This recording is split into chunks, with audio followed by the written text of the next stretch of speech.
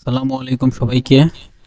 আজকে আমরা অনার্স দ্বিতীয় বর্ষের অধ্যায় 2 অ্যারোমেটিক হাইড্রোকার্বনের খ বিভাগের সংক্ষিপ্ত প্রশ্নের অত্যন্ত গুরুত্বপূর্ণ দুইটা প্রশ্ন সলভ করব।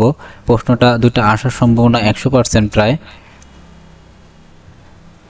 প্রথম প্রশ্নটা আছে আমাদের বেনজিনের অ্যারোমেটিকত্ব নষ্টকারী দুইটি রাসায়নিক বিক্রিয়ার সমীকরণ সহ ব্যাখ্যা করো।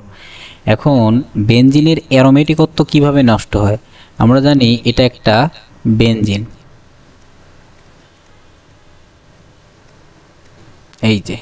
অর্থাৎ এই যে বেনজিনের মধ্যে যে দ্বিবন্ধনগুলো আছে, তিনটা দ্বিবন্ধন আছে, এই দ্বিবন্ধনগুলো যদি নষ্ট হয়ে যায়, নষ্ট করার যে অ্যারোমেটিক বিক্রিয়াটা আছে ওই বিক্রিয়াটা আমাদের লিখতে হবে, অর্থাৎ দ্বিবন্ধনটা আমাদের ভেঙে ফেলতে হবে।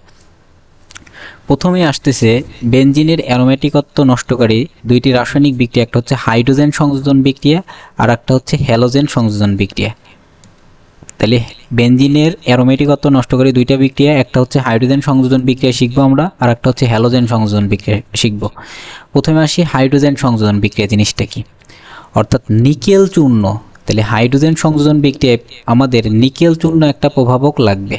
নিকেল চূর্ণ প্রভাবকের উপস্থিতিতে at present of 200 degree centigrade তাপমাত্রায় বেনজিন বাষ্প ও হাইড্রোজেন সংযুক্ত হয়ে, এখানে লিখতে পারি তিন অণু হাইড্রোজেন সংযুক্ত হয়ে সাইক্লোহেক্সেন উৎপন্ন করে।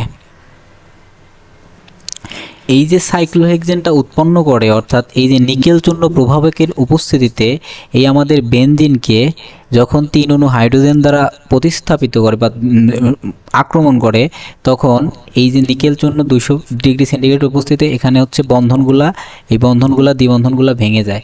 দ্বিবন্ধনগুলা ভেঙে যাওয়ার ফলে একটা করে হাত ফাঁকা হয় এবং একটা করে হাইড্রোজেন তখন এখানে প্রতিস্থাপিত হয়ে যায়।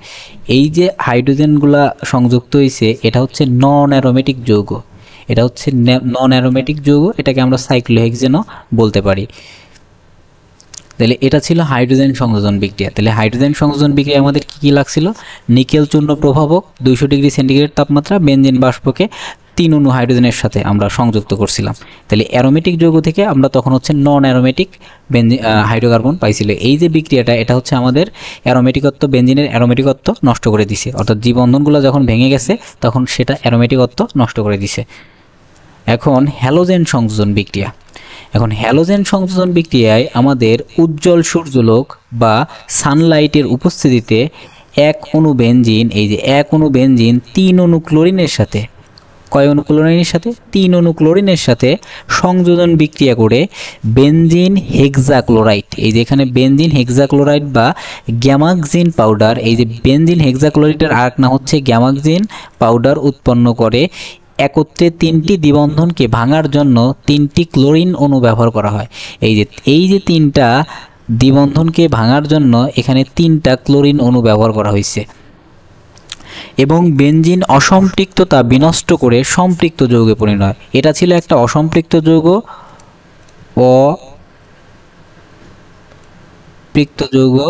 যখন তিনটা দ্বিবন্ধন ভেঙে গেছে তখন সেটা সম্পৃক্ত যৌগে পরিণত হয়েছে। ফলে বেনজিন অ্যারোমেটিক যৌগ থেকে নন অ্যারোমেটিক, এটা ছিল অ্যারোমেটিক যৌগ, এখান থেকে তখন নন অ্যারোমেটিক যৌগে পরিণত হয়েছে। এই যে আলট্রাভায়োলেটের উপস্থিতিতে এখানে হচ্ছে বেনজিন হেক্সাক্লোরাইড, এই যে বেনজিন হেক্সাক্লোরাইড দ্বিবন্ধনগুলো ভেঙে গেছে, এর অপর নাম হচ্ছে গ্যামাক্সিন। এটাই ছিল বেনজিনের অ্যারোমেটিকত্ব নষ্টকারী দুটি রাসায়নিক বিক্রিয়ার সমীকরণ। এখন পরবর্তী প্রশ্ন, একদম সংক্ষিপ্ত একটা প্রশ্ন, সেটা হচ্ছে অসম্পৃক্ততা সত্ত্বেও বেনজিন ব্রোমিন পরীক্ষা প্রদর্শন করে না, ব্যাখ্যা করো। আমরা জানি বেনজিনটা হচ্ছে অসম্পৃক্ত যৌগ। কেন অসম্পৃক্ত যৌগ? কারণ বেনজিনের চক্রে তিনটা দ্বিবন্ধন, এই যে দ্বিবন্ধন সংযুক্ত আছে আর কি, যেহেতু দ্বিবন্ধন সংযুক্ত আছে সেই জন্য বলতে পারি বেনজিন একটা চাক্রিক অসম্পৃক্ত যৌগ। এখন এই যে অসম্পৃক্ততা সত্ত্বেও বেনজিনটা ব্রোমিন পরীক্ষায় প্রদর্শন করে না কেন, ব্যাখ্যা করতে বলতেছে। এখন বেনজিন ব্রোমিনের সাথে বিক্রিয়া করবে না। বেনজিন স্বাভাবিকভাবে এই ব্রোমিনের সাথে বিক্রিয়া করে না, কারণ বেনজিন একটি অ্যারোমেটিক যৌগ। এই যে বেনজিন একটা অ্যারোমেটিক যৌগ, আমরা আগেই জানি অ্যারোমেটিক যৌগ কেন বেনজিন, কারণ এখানে সঞ্চরণশীল পাই ইলেকট্রন থাকে, সঞ্চরণশীল পাই ইলেকট্রন থাকলে ওটা হচ্ছে অ্যারোমেটিক যৌগ। বেনজিনের অসম্পৃক্ত দ্বিবন্ধন আছে, এই যে অসম্পৃক্ত এই যে দ্বিবন্ধনগুলো আছে, এই দ্বিবন্ধন ডিলোকালাইজড থাকার কারণে বেনজিন স্থিতিশীল যৌগ। ডিলোকালাইজড অর্থাৎ পরস্পর চাকরিক আকারে থাকার কারণে এরা বেনজিন একটা স্থিতিশীল যৌগ হয়। এটা হচ্ছে বেনজিনের স্থিতিশীল যৌগ।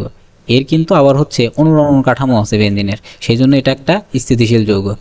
বেনজিন স্থিতিশীলতা বজায় রাখার জন্য ব্রোমিনের পানির সাথে বিক্রিয়া করে না। এখন এই যে বেনজিনটা সে নিজের স্থিতিশীলতা যদি বজায় রাখতে চায়, তখন ব্রোমিনের সাথে বিক্রিয়া করে না, তখন ব্রোমিনের সাথে বিক্রিয়া করবে না, অর্থাৎ নো রিয়াকশন, রিয়াকশন। আপনারা এতটুকু লিখে দিয়ে এই যে বেনজিন ব্রোমিনের সাথে বিক্রিয়া করিয়া, ব্রোমিন পানির সাথে বিক্রিয়া করে অ্যাট প্রেজেন্ট অফ পানির উপস্থিতি বিক্রিয়া করিয়া এখানে কোনো বিক্রিয়া হবে না বা নো রিয়াকশন, এতটুকু লিখে দিলে মোটামুটি মার্ক পেয়ে যাবে। এটা একটা ছোট প্রশ্ন, মানে অনেকটি ছোট আর কি।